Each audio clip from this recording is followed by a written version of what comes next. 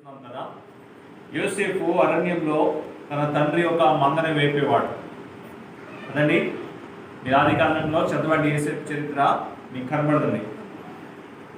అరణ్యంలో తన తండ్రి యొక్క మందని మేపేవాడు. అటువంటి ఒక యోసేపుని దేవుడు ఏం చేశాడు తెలుసా? ఐగుప్తులో రాజభవనంలో తీసుకువెళ్ళాడు. ఐగుప్తులో రాజభవనంలో తీసుకువెళ్ళి అక్కడ వాడుకున్నాడు. ఐగుప్తులో రాజభవనంలో ఉంచి తన ప్రజల క్షేమంకై దేవుడు యోసేపుని వాడుకున్నాడు. ఎక్కడ? అరణ్యంలో ఉన్న యోసేపుని ఎక్కడికి తీసుకెళ్ళాడు? ఐగుప్తు రాజభవనంలో తీసుకువెళ్ళాడు. అయితే మరొక వ్యక్తి కనబడుతున్నాడు, మోసే. అసలు మోసే ఎక్కడ ఉండేవాడు? వాస్తవంగా ఐగుప్తు రాజభవనంలో ఉండేవాడు. ఐగుప్తు రాజభవనంలో ఉన్న మోసేని ఎక్కడ తీసుకెళ్ళాడు దేవుడు? అరణ్యంలో తీసుకువెళ్ళాడు. అక్కడ వాడుకున్నాడు తన ప్రజల క్షేమంపై.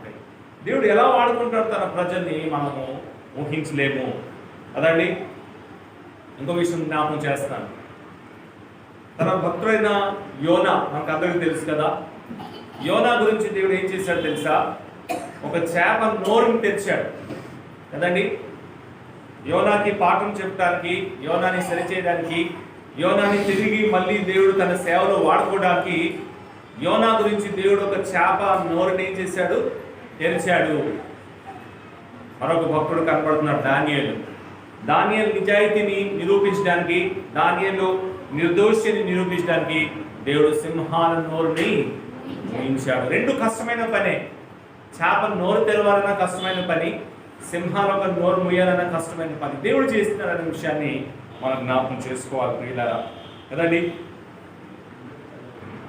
లూకా అనే భక్తుడు, వైద్యుడు, ఆ భక్తుడు ద్వారా దేవుడు ఏం చేశాడు? చరిత్రను రాయించాడనే విషయాన్ని మనం చూసాం. ఇది ఎలా సాధ్యమైందంటే లూకా తన ఒక గుర్తింపుని కోల్పోయాడు. ఆయన ఏమయ్యాడు అంటే పౌలుకి జత పనివాడుగా అయ్యాడు, పౌలుకి సహకారి అయ్యాడు. పౌలుతో పాటు ఆయన కూడా అనేక ప్రాంతాలకు వెళ్ళేవాడయ్యాడు. పౌలుతో కలిసి ప్రయాణం చేశాడు. తన ఒక ఐడెంటిటీని, తన ఒక గుర్తింపుని పోగొట్టుకున్నాడు అనే విషయాన్ని చూస్తున్నాం. అవును, దేవుని యొక్క గ్రంథంలో దేవుడు వాడుకున్న ప్రతి వ్యక్తిని మనం చూస్తే వాళ్ళ గుర్తింపు వాళ్ళు పోగొట్టుకున్నారు. అప్పుడు దేవుడు వాళ్ళు వాడుకున్నారనే విషయాన్ని మనం జ్ఞాపకం చేసుకున్నాం. మోసే అయినా సరే, యోసేపు అయినా సరే, మన దానియేలు అయినా సరే, వీళ్ళందరూ కూడా ఈ విధంగానే దేవుని చేత వాడబడారు అనే విషయాన్ని మనం జ్ఞాపకం చేసుకున్నాం. అపోస్తలుల కార్యగ్రంథము 1వ అధ్యాయంలో ఎంతమంది స్పీకర్స్ని చూసాం మనము? 4. ఎవరెవరు తొందరగా చెప్పండి. ఎవరెవరు చూసాము? మొదటిగా లూకాని చూసాము. రెండో స్పీకర్ ఎవరు అంటే యేసు ప్రభు. మూడో స్పీకర్ ఎవరు? దేవదూతలు. 4వ స్పీకర్ ఎవరు? పేతురు. వీరి దగ్గర 4 వర్తమానాలు చూసాం కదా. ఏంటి ఆ 4 వర్తమానము? మొదటి వర్తమానం ఏంటి? మనది ప్రభువైన యేసు క్రీస్తు. మంచిది. మొదటిది ఏంటి అంటే మన ప్రభువైన యేసు క్రీస్తు గురించిన వర్తమానము. రెండోది ఏంటి? సాక్షులు ఉండుట. మూడోది యేసు ప్రభువుకి రెండో రాకడ.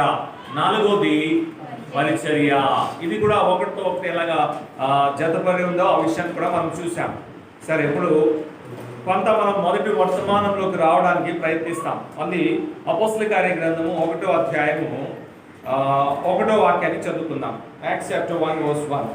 అపోస్తలుల కార్యగ్రంథము 1వ అధ్యాయము 1వ వాక్యం. యేసు తాను ఏర్పరచుకున్న అపోస్తలులకు పరిశుద్ధాత్మ ద్వారా ఆజ్ఞాపించిన తర్వాత ఆయన పరమునకు చేర్చుకొనబడిన దినం వరకు ఆయన చేయుటకును బోధించుటకును ఆరంభించిన వాటినన్నింటినీ గురించి. చాలు. ఆయన చేయుటకును బోధించుటకును, ఈ 2 మాటలు బహుశా మనం ధ్యానించబోతున్నాం అనుకున్న సమయంలో యేసు ప్రభు ఏం చేశాడు చెప్పండి? చేశాడు, బోధించాడు. అది క్రమం. యేసు ప్రభు ఏం చేశాడు చెప్పండి? ముందు ఆయన బోధించాడా లేకపోతే చేశాడా? ఏం రాయబడింది మీ బైబిల్లో? ఆయన చేయుటకును బోధించుటకును అన్నాడు కదా. యేసు ప్రభు గురించి మనం మాట్లాడుతున్నప్పుడు ప్రాముఖ్యమైన విషయం మనం ఆలోచించాల్సింది ఏంటంటే, మొదటిగా ఆయన చేశాడు, తర్వాత ఆయన ఏం చేశాడు చెప్పండి? బోధించాడు. కావాలంటే ఒక మాట చూడండి. యోహాను సువార్త 13వ అధ్యాయంలోకి రండి. యోహాను సువార్త 13వ అధ్యాయం.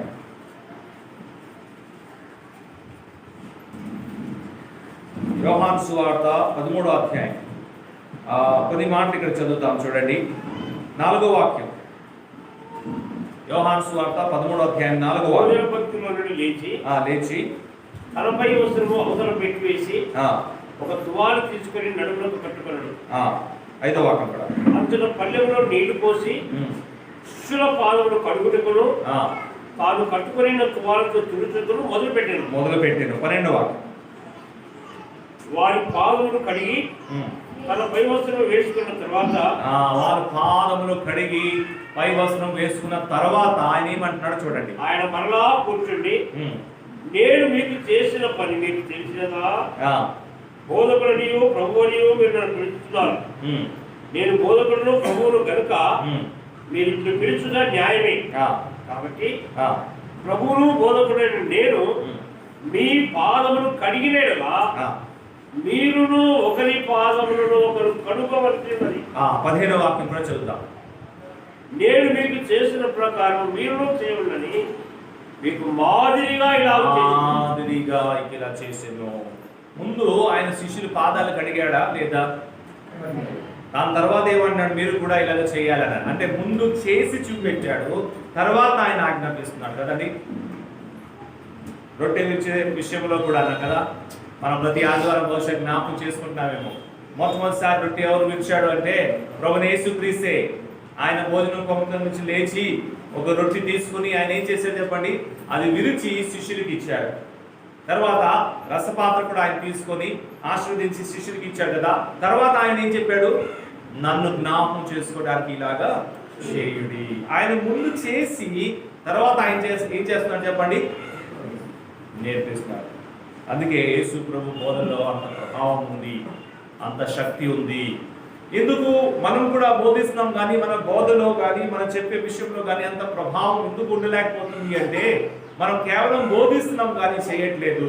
చూడండి, ఇటువంటి వారి గురించి పౌలు రాసిన తిమోతి పత్రికలో, మొదటి తిమోతి పత్రిక చూడండి. మొదటి తిమోతి పత్రిక 7వ వాక్యాన్ని చదవండి. మొదటి తిమోతి పత్రిక 1వ అధ్యాయం 7వ వాక్యం. కొందరు వీటిని మానుకొని తొలగిపోయి తను చెప్పే వాటి విషయంలో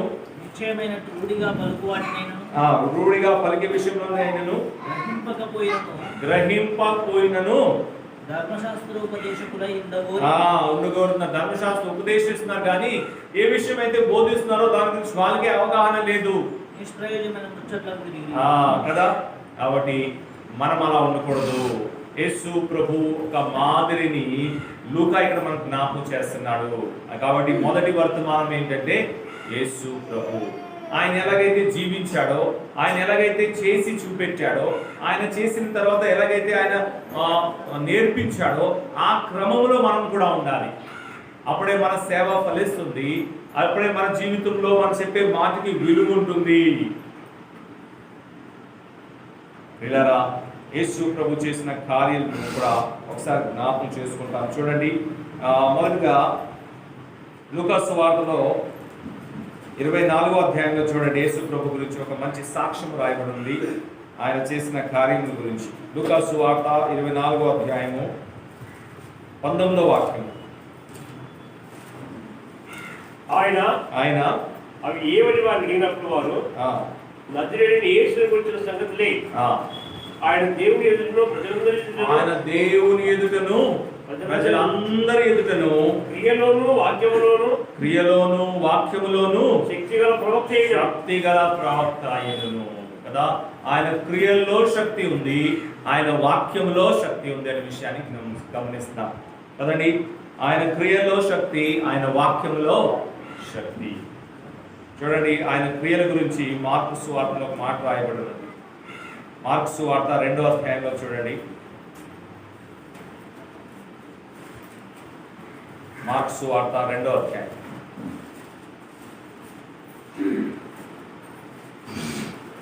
12వ వాక్యం చదువుతాం. ఆయన క్రియల గురించి ఒక సాక్ష్యం చూస్తున్నాం. తక్షణమే వాడు లేచి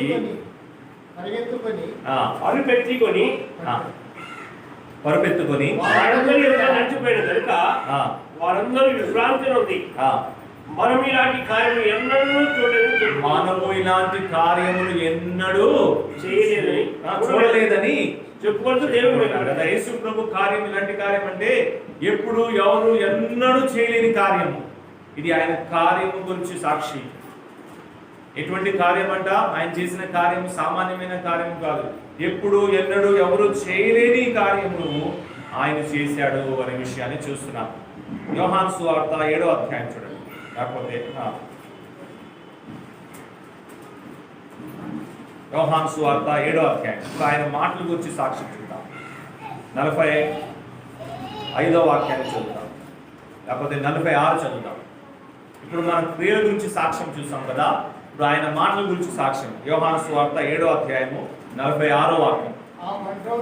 ఆ వన్రోతులు ఆ మనుషుడు మాట్లాడినట్లు ఎవడును ఎన్నడూ మాట్లాడలేదు.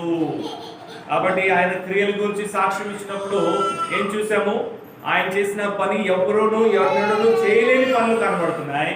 ఆయన మాటల గురించి సాక్ష్యం ఏంటి అంటే ఆయన మాట్లాడినట్లు ఎవడును ఎన్నడూ మాట్లాడలేదు. ఇందాక మనం జ్ఞాపకం చేసుకున్నాం కదా, అన్న కూడా జ్ఞాపకం చేశాడు. 7వ అధ్యాయం మత్తయి సువార్త 7వ అధ్యాయంలో ఆ చివరి మాటలు మీరు చదివితే అక్కడ ఏం రాయబడిందో చూడండి. మత్తయి సువార్త 7వ అధ్యాయం చివరి మాట ఆఖరి వచనంలో అక్కడ ఒక మాట రాయబడింది. 28 చదువుతారా? యేసు ఈ మాటలు చెప్పి ముగించినప్పుడు జనసమూహములు ఆయన బోధకి ఆశ్చర్యపడింది అంటున్నాడు. చదవండి.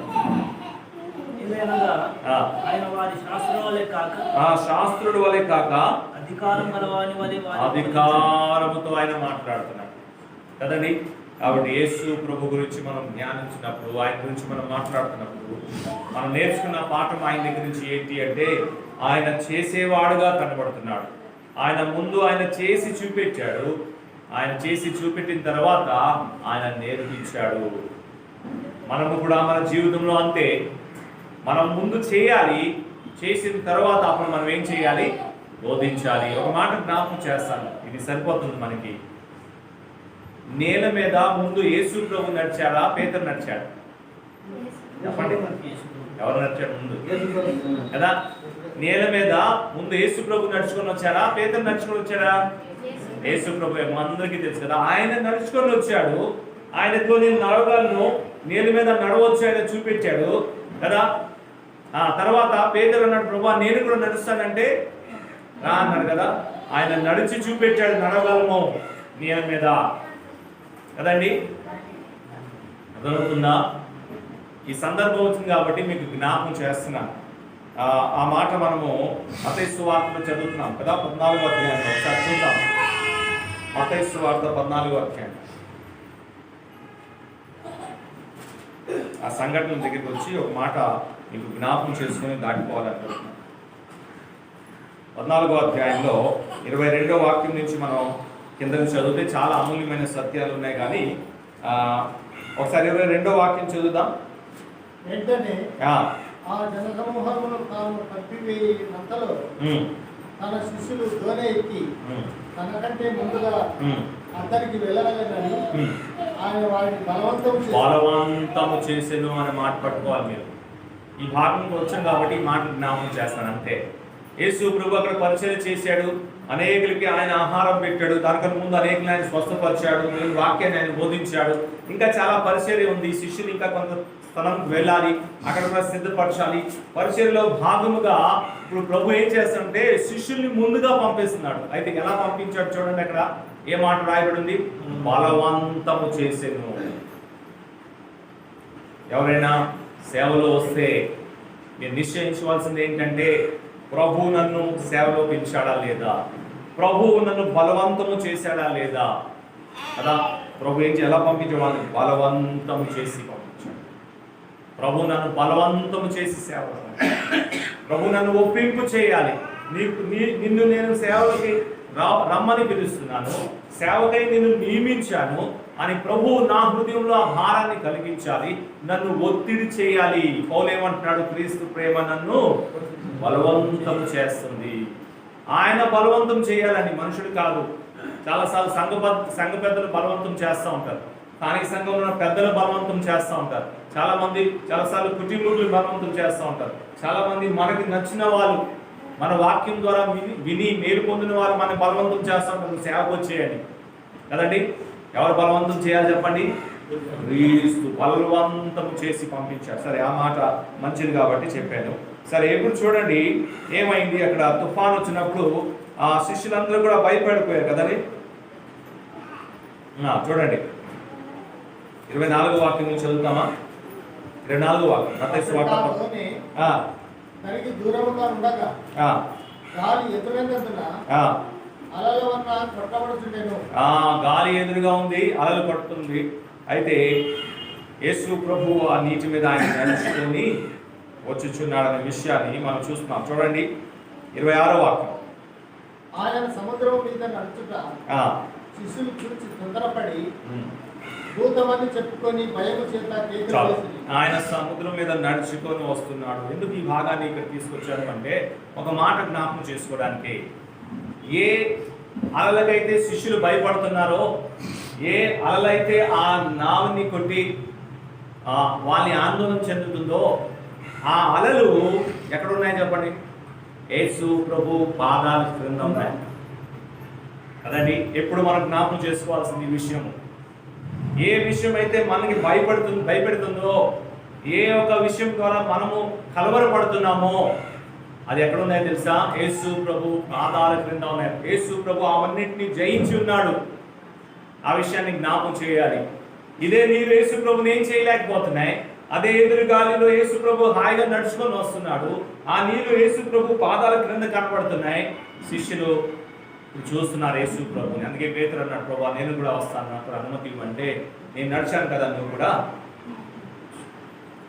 మనం ఏ అనారోగ్యత అయితే మనం భయపడుతున్నామో, ఏ ఆర్థికమైన ఇబ్బంది అయితే మనం భయపడతా ఉంటున్నామో, ఏ ఒక అనష్టం జరుగుతుందని మనం భయపడతా ఉంటున్నామో, ఏ వ్యాధి గురించి అయితే మనం భయపడుతున్నామో, అవన్నీ కూడా ఎక్కడున్నాయి చెప్పండి? యేసు ప్రభు పాదాల క్రింద ఉన్నాయి. అంటే ఏం తెలుసా? యేసు ప్రభు వాటన్నిటి మీద జయం పొందిన వాడై ఉన్నాడు కదండి. మనం ఏం చేయాలి? కేవలం ఆయన వైపు చూసి ప్రభువా నాకు సహాయం చేయంటే, ఇదిగో వచ్చి నీవు కూడా ఆ జయాన్ని పొందు అంటాడు. పేతురు మరి ఆ జయాన్ని పొందాడా లేదా? పేతురు కూడా ఆ జయాన్ని పొందాడు, నడిచాడు. అయితే కొంత అలలు చూసి భయపడ్డాడు, తన దృష్టి పోయింది కాబట్టి మునిగి సాగినని మాట చూస్తున్నాం. కాబట్టి యేసు ప్రభు ఎవరు అంటే ఆయన చేసి చూపెట్టేవాడుగా ఉన్నాడు, చేసి ఆయన నేర్పించేవాడుగా ఉన్నాడు. యేసు ప్రభు మనకు ఒక మాట చెప్పాడు, మనందరినీ క్షమించాలి అని కదా.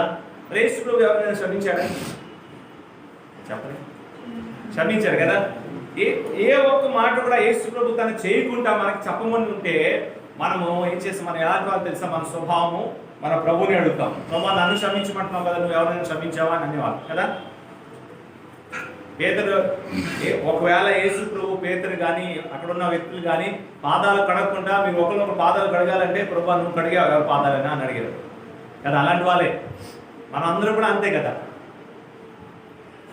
ప్రభుని మనం అడగం కానీ సహోదరులను అడుగుతాం అప్పుడప్పుడు ధైర్యంగా కదా. పరిచర్యలో దాదాపు నేను కూడా ఒక 10 సంవత్సరాలు అయిపోయింది కాబట్టి కొంత అనుభవం ఉంది. అయితే ఇక్కడున్న వాళ్ళ మీద ఎక్కువ అనుభవం నాకు లేదు కానీ వాక్య పరిచయం చేస్తూ దాదాపు 10 సంవత్సరాలు అవుతుంది కాబట్టి నాకు కూడా కొన్ని అనుభవాలు ఉన్నాయి. దాంతో పాటు నేను కూడా కొన్ని చర్చల్లో కూర్చున్నాను. క్షమించడానికి వచ్చినప్పుడు అయ్యా నువ్వు క్షమించాలంటే ప్రభుని అడగలేదు కానీ ఆ సంఘ పెద్దని అడుగుతున్నారు. ఒక ఆయన పేరు చెప్పకూడదు కానీ నువ్వు ఎవరైనా క్షమించావా అని. చూసారా? అలాగే ప్రభు క్షమించుకుంటా, మీరు క్షమించండి ఒకరినొకరు అంటే మన ప్రభుని కూడా అడిగేవాళ్ళం. అందుకే ప్రతి ఆజ్ఞ కూడా ఆయన చేసి ఆయన చూపించాడు. కాబట్టి ఇప్పుడు మన బాధ్యత ఏంటి అంటే ఆయన్ని జ్ఞాపించుకోవాలి, ఆయన జీవిత విధానాన్ని మనం జ్ఞాపించుకోవాలి. లూకా సువార్తలో 15వ అధ్యాయంలో ప్రభు ఒక దృష్టాంతం చెప్పాడు కదా. ఒక తండ్రికి 2 కుమారులు ఉన్నారని. ఆ వివరాలన్నింటిలోకి వెళ్ళట్లేదు కానీ ఎవరు ఇంటి నుంచి విడిచిపెట్టి వెళ్ళిపోయాడు? చిన్న కుమారుడు కదా. చిన్న కుమారుడు వెళ్ళిపోయాడు, మంచిదే. మరి పెద్ద కుమారుడు ఎక్కడ ఉన్నాడు? ఇంటిలోనే ఉన్నాడు, తండ్రితోనే ఉన్నాడు కదండి. అయితే తిరిగి వచ్చినప్పుడు తండ్రి ఏం చేశాడు? చిన్న కుమారుడిని స్వీకరించాడు. కదండి. పెద్ద కుమారుడు స్వీకరించాడా? స్వీకరించలేదు కదా, కోపడిపోయాడు, బయటగా ఉండిపోయాడు కదా. అక్కడ ఒక పాఠం నేర్చుకోవాలి. ఏంటి అంటే, ఈ పెద్ద కుమారుడు తండ్రితోనే ఉంటున్నాడు, తండ్రితోనే సహవాసం చేస్తున్నాడు, తండ్రితోనే కూర్చుంటున్నాడు, లేస్తున్నాడు, భోజనం చేస్తున్నాడు, పొలంకి వెళ్తున్నాడు, పని చేస్తున్నాడు, అన్ని కూడా తండ్రితోనే ఉండి చేస్తున్నాడు. కానీ విచారకరమైన విషయం ఏంటంటే, తండ్రి స్వభావం ఒకటి కూడా తనలో రాలేదు. తండ్రి ఏ విధంగా శ్రమించాడో ఆ విధంగా ఇతను శ్రమించలేకపోతున్నాడు. తండ్రి ఏ విధంగా అయితే స్వీకరించాడో ఆ విధంగా పెద్ద కుమారుడు స్వీకరించలేకపోతున్నాడు. తండ్రితోనే ఉన్నాడు కానీ తండ్రి స్వభావము తనలో రాలేదు. మనమంతా అంతే. మనందరూ కూడా రోజు ఉదయాన్నే బైబిల్ చదువుతాం, ప్రార్థన చేస్తాం, పరిచర్య చేస్తాం, ఒకరికొకరు వందనాలు చెప్పుకుంటాం. కానీ ఎంత దేవుని స్వభావం మనలో వచ్చింది కదా. దేవుడితోనే ఉంటున్నాము, 24 గంటలు దేవుడి గురించి మాట్లాడుతున్నాము, అనేకమైన వర్తమానాలు మనం వింటున్నాం. కానీ దేవుడి స్వభావం నాలో ఎంత ఏర్పడింది, నా తోటి సహోదరుని నేను ఎంత క్షమించడానికి ఇష్టపడుతున్నాను, ఇతన్ని నేను స్వీకరించడానికి నేను ఎంత రెడీగా ఉన్నాను. తండ్రితోనే ఉంటున్నాడు కానీ తండ్రి స్వభావాన్ని చూపెట్టలేకపోతున్నాడు. మనం కూడా అంతే ప్రియులారా, గమనిస్తాం. అందుకే పౌలు తిమోతికి రాస్తూ ఒక మాట అన్నారు చూడండి. 2 తిమోతి పత్రిక తిమోతికి రాస్తూ పౌలు అంటున్నాడు చూడండి. 2 తిమోతి పత్రిక 2 తిమోతి 2వ అధ్యాయం 8వ వాక్యం చూడండి. నా సువార్త ప్రకారం దావీదు సంతానంలో పుట్టి మృతుల నుండి లేచిన యేసుక్రీస్తుని జ్ఞాపకం చేసుకున్నాను. యేసుక్రీస్తుని ఏం చేయాలి చెప్పండి? జ్ఞాపకము చేసుకోము అంటున్నాడు పౌలు తిమోతికి చెప్తున్నాడు. యవనస్తుడైన తిమోతి చెప్తూ ఏమంటున్నాడు తెలుసా? నువ్వు యేసు ప్రభుని జ్ఞాపకం చేసుకో. యేసు ప్రభు ఇప్పుడు నీ కళ్ళెదుట ఉండాలి. యేసు ప్రభు గురించి ఎప్పుడు నువ్వు ధ్యానిస్తూ ఉండాలి. యేసు ప్రభు గురించి ఆ స్వభావం నీలో ఉండాలి అనే విషయాన్ని జ్ఞాపకం చేస్తున్నాడు. లూకా ఏం చేశాడు? థియోఫిలాకి చెప్తూ యేసు ప్రభుని జ్ఞాపకం చేస్తున్నాడు. వాస్తవమే, మనము కూడా అనుదినము ప్రభుని జ్ఞాపకం చేసుకునే వారుగా ఉండాలి. ప్రతిరోజు కూడా మనం ప్రభు గురించి ధ్యానించే వారుగా ఉండాలి. ప్రతి దినము కూడా యేసు ప్రభు యొక్క ధ్యానంతో నా హృదయం నిండి ఉండాలి. మనం ఏమనుకుంటామంటే ఆదివారమే ప్రభుని కూడి మనం ఆ ప్రభువు గురించి జ్ఞాపకం చేస్తాం. అది సంఘపరంగా, వ్యక్తిగతంగా కూడా నేను ఏం చేయాలి? ప్రతిదినం ఆయన్ని జ్ఞాపంచుకోవాలి. ఇది వ్యక్తిగతంగా ఇచ్చిన ఆజ్ఞ. పౌలు తిమోతికి అంటున్నాడు, యేసు ప్రభుని నువ్వు జ్ఞాపకం ఉంచుకో అన్నాడు కదా. యేసు ప్రభు గురించి అనేకమైన విషయాలు మన జీవితంలో మనం ఉండాలి. ఒక మాట చదివి ఆ విషయాల్లోకి మనం కొంత వెళ్తాం. ప్రభు చిత్తమైతే తర్వాత సెక్షన్లో కూడా చూద్దాం. 1 కొరింథీ పత్రిక 11వ అధ్యాయం 1వ వాక్యం. బహుశా మనందరికీ చాలా పరిచయమైన వాక్యమే, కానీ చదువుదాం. 1 కొరింథీ పత్రిక 11వ అధ్యాయం 1వ వాక్యం. నేను క్రీస్తుని పోలి నడుచుకున్న ప్రకారము మీరును నన్ను పోలి నడుచుకోండి. చాలాసార్లు ఈ విషయం మనకి కొంచెం కఠినంగా ఉంటుంది అర్థం చేసుకోవడానికి. కానీ స్కూల్లో, కాలేజెస్లో చదువుతున్న పిల్లలైతే బాగా వాళ్ళకి అర్థం అవుతుంది, మనకు కూడా అర్థమవుతుంది, ప్రాబ్లం లేదు. ఇంగ్లీష్లో ఒక మంచి రైటర్ ఉన్నాడు, విలియం షేక్స్పియర్ అంటారు కదా. చాలా పెద్ద గొప్ప రైటర్ ఆయన వాడిన భాష, ఆయన రాసిన ఆ స్టోరీస్ అన్నీ కూడా చాలా ఆసక్తికరంగా ఉంటుంది. ముఖ్యంగా భాష చాలా కఠినంగా ఉంటుంది. అది ఒరిజినల్గా మనం చదవలేము కదా. స్కూల్లో, కాలేజెస్లో, యూనివర్సిటీలో ఏం చేస్తారంటే విలియం షేక్స్పియర్ బుక్స్ని ఇంగ్లీష్లో వాళ్ళు పరిచయం చేస్తారు, ఇంగ్లీష్ లాంగ్వేజ్లో. అయితే చాలాసార్లు అది ఏముంటుందంటే ఎవరో దాన్ని సింప్లిఫైడ్ చేసి ఉంటారు.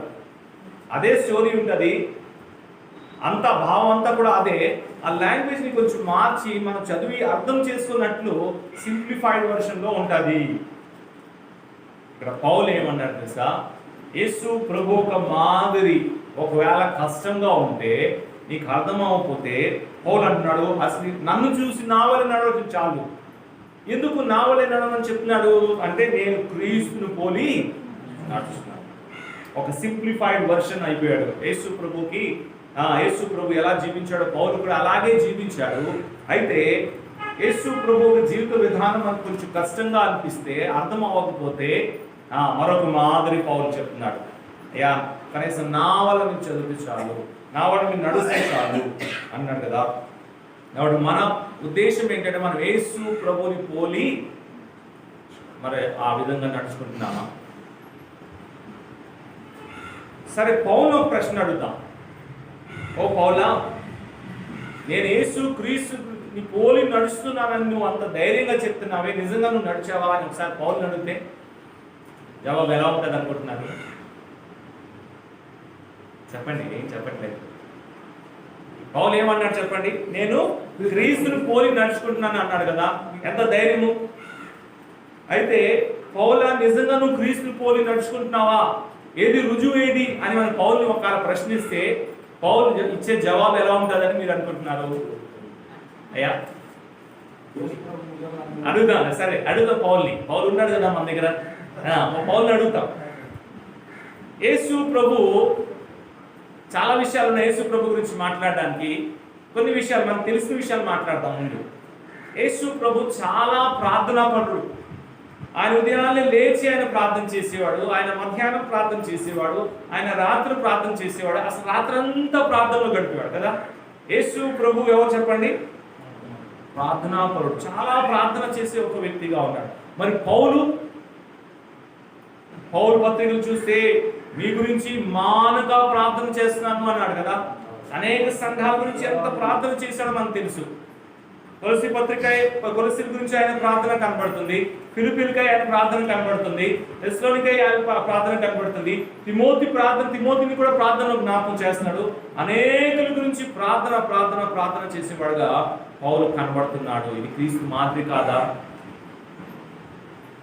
ఇది క్రీస్తు మాదిరి కాదా? ఓ పౌలాను, యేసు ప్రభువుని ఎవరైనా క్షమించావా అని ఒకసారి అడిగితే అందరూ నన్ను విడిచిపెట్టారు అన్నారు కదా. ఎవ్వరు నా దగ్గర లేరు, కేవలం ప్రభు తప్ప అనేకం.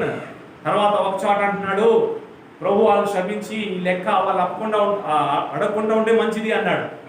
2వ పేతురు పత్రికలో రాస్తున్నాడు ఆ విషయాలు.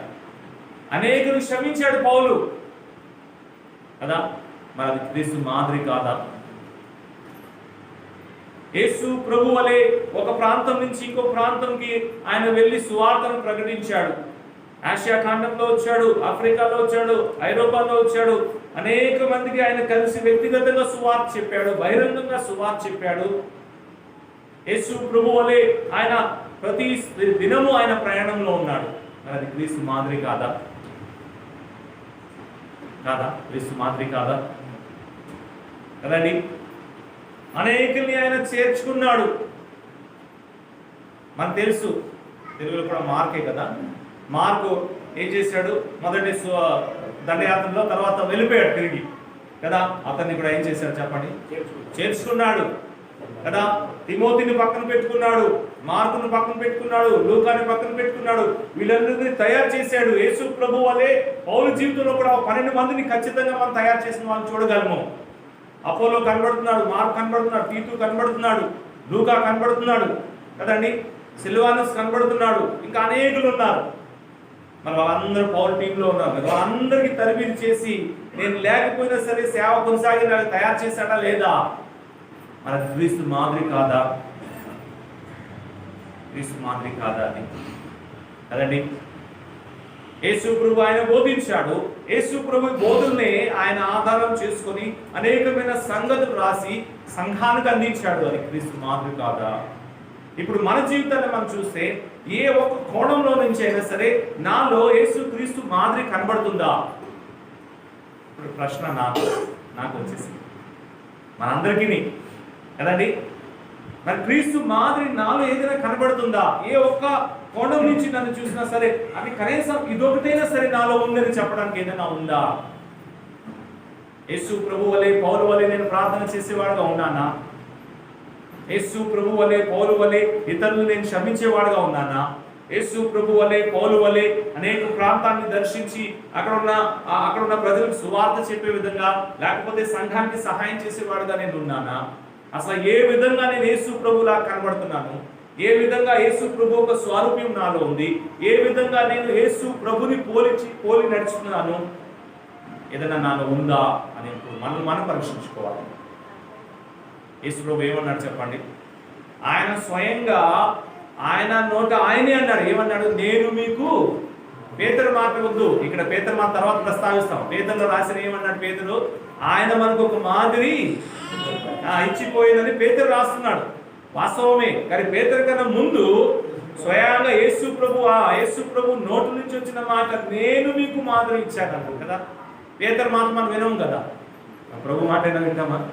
ఆయన ఏమన్నాడు? నేను మీకు మాదిరి ఇచ్చాను, నేను మీతో చేసినట్టు మీరు కూడా ఏం చేయాలి ఒకరొకరు. కాబట్టి థియోఫిలాకి జ్ఞాపకం చేస్తున్నాడు. ఎవరు? లూకా. అయ్యా, మనకి చాలా ప్రాముఖ్యమైన వాడు యేసు ప్రభు, ఆయన మర్చిపోవడానికి వీలు లేదు కదండి. కానీ మనం ఏం చేస్తాం చెప్పండి? యేసు ప్రభునే మర్చిపోతాం కదా. ముఖ్యమైన వాడు ఆయన మర్చిపోతాం మనం. ఆయన మర్చిపోయి ఇంకెవరెవరినో మనం చూస్తూ ఉంటాం. ఆదివారం వచ్చినప్పుడు ఎవరు చూస్తాం మనము? ఫ్యాన్ పనిచేస్తుందా లేదా, ఇవాళ ఎండ చాలా ఎక్కువగా ఉంది, ఇవాళ ఎవరు వాక్యము లేకపోతే ఎవరు సరిగ్గా చైర్స్ వేయలేదు కదా, ఇవాళ వాళ్ళు రాలేదు, వీళ్ళు రాలేదు కదండి. యేసు ప్రభుని ఎక్కడ చూస్తున్నాం మనం? మరి యేసు ప్రభుని ఎంత జ్ఞాపకం చేసుకుంటున్నాం మనం? వారం దినాల్లో మనం యేసు ప్రభు గురించి ఎంత మాట్లాడుకుంటున్నాము? ఏమైనా ఉందా? యేసు ప్రభుని మనం జ్ఞాపకం చేసుకుంటున్నామా? అనుదినము ఆయన గురించి మనం మాట్లాడుతున్నామా కదా. చూడండి, లూకా సువార్తలో లూకా ఒక మాట్లాడుతున్నాడు. చూడండి, సమయం అవుతుంది. 24వ అధ్యాయం రండి. లూకా సువార్త 24వ అధ్యాయం 34, 35, 36 చదవాలి. ప్రభువు నిజముగా లేచి సీమోనుకు కనబడని చెప్పుకొనుచున్నది. వారిని విని త్రోవలో జరిగిన సంగతులను ఆయన మృత్యునిచ్చిన వలన తమకి ఎలాగో తెలియబడ్డో అతి తెలియజేసి వారు ఇలాగ మాట్లాడుతుండగా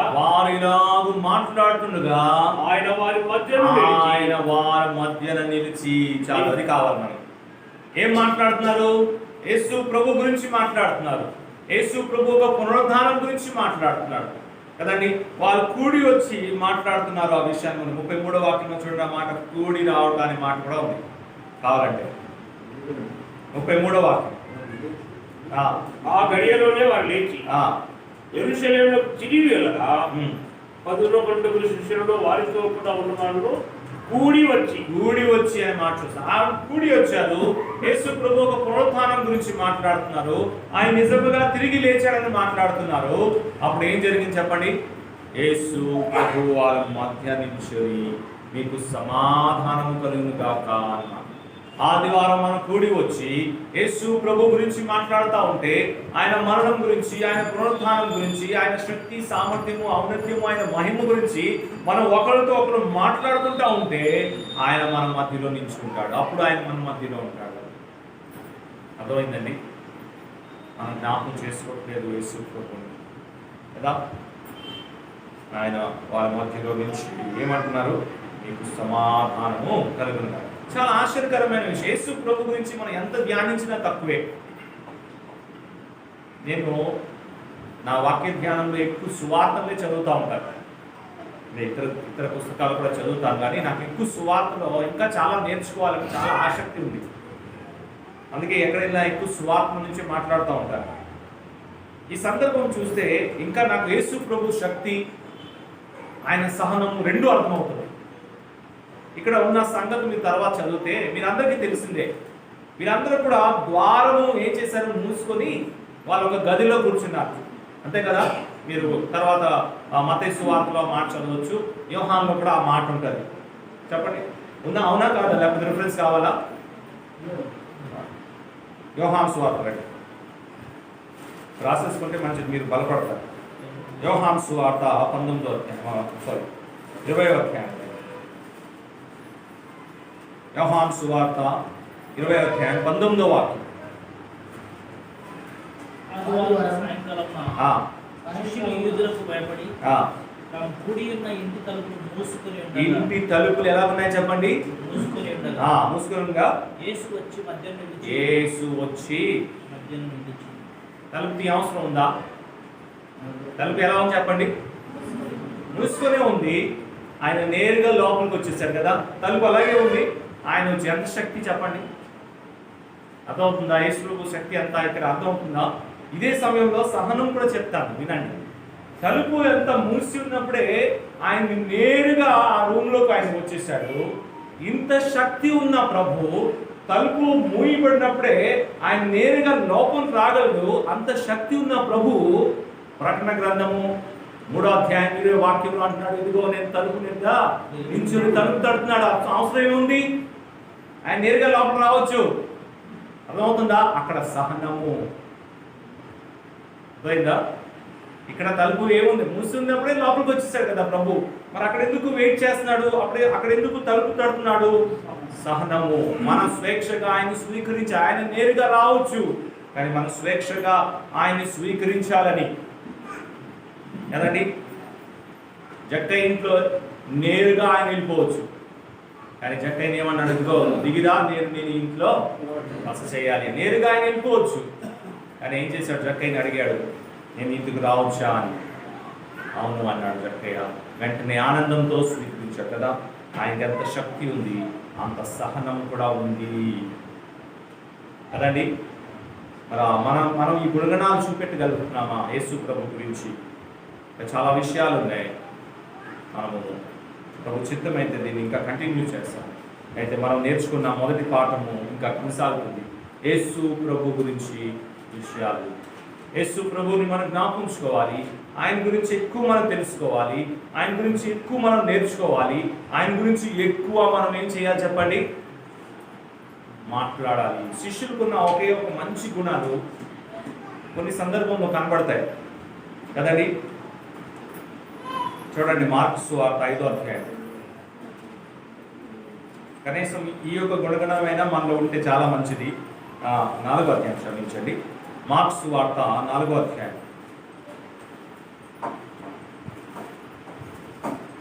41వ వాక్యం.